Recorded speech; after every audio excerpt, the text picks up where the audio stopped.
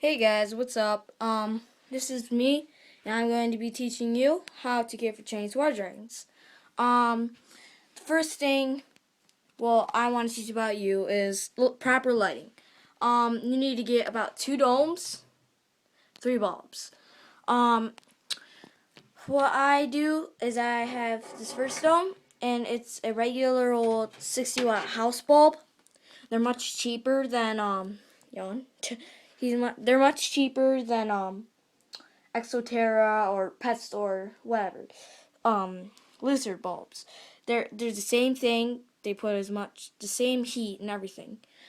And this one I have a UVB 5.0 light that's really recommended because they need calcium in their food, calcium dust, and and that helps them produce in their body more it makes them healthier. It's a simple way. And I just have this night bulb, and I switch these 2 bulbs at night. Don't buy 3 domes, just do that. It's a cheaper way. And next thing I'm going to do setup.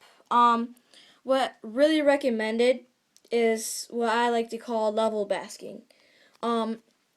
Level basking is where you put different types of levels for his basking area. So say he's been cold, he's been really cold, he's been in the shade, and he wants to get really hot. So he can get whatever he wants on his stick. And right here is pretty hot. It's like 80 or 90. And then if he gets a little bit cold, but he said, well, I'm not fully hot enough, so jumps onto this one. It's a little bit colder, but it's still good.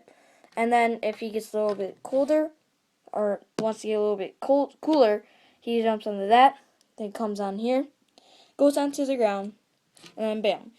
And that's what I think is level basking. Well, what is level basking? And for my substrate, I have Reptibark.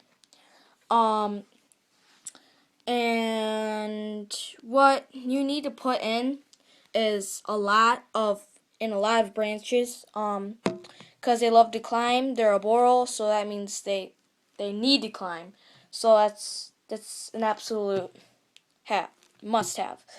So and I'd get a bunch of leaves like this, and you make like a shade spot like back here. You see how it's dark a little bit back here, and then light up here around this area.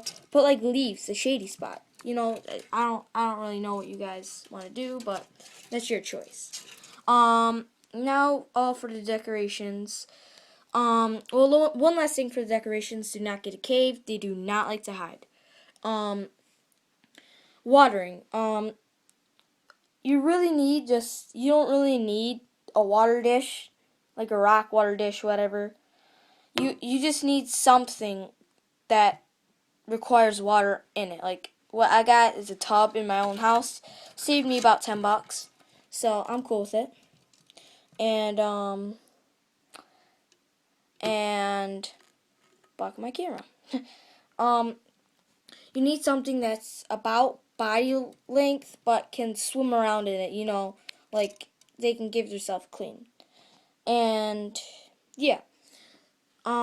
And misting, you just need to mist them 6 times a day, maybe for like 10 seconds. 1, 2, 3, 4, 5, 6, 7, 8, 9, 10. Mist it all down. Once it's all damp, then you know that it's good. Because the humidity needs to be about 60 to 70%. Repeat, 60 to 70% must be. And the temperature should be around 75 to 80. Any lower, they can get cold, die, whatever. You know how that's gonna work. And Chinese water dragons himself. This guy's name is Emerald, little sweetie pie. I think he's a boy. Turned out to be. And Chinese water dragons a lot of people say Chinese water dragons are terrible with handling and everything. They're awesome with handling. I mean, they're just awesome. This dude, if it's a knife, it all depends on the personality. He's probably going to jump in my hand right now. There you go. See, they're awesome with handling. They're calm once they're in your hand, unless they, you go like this, bend it, then they're going to jump on your arm because they want to climb around. And what I like to do, you can even let them roam around in your room. Just make sure you don't have any tight spaces, and they're just great pets to get. Just make sure you get the proper care and need for them. So, this is goodbye. Rah.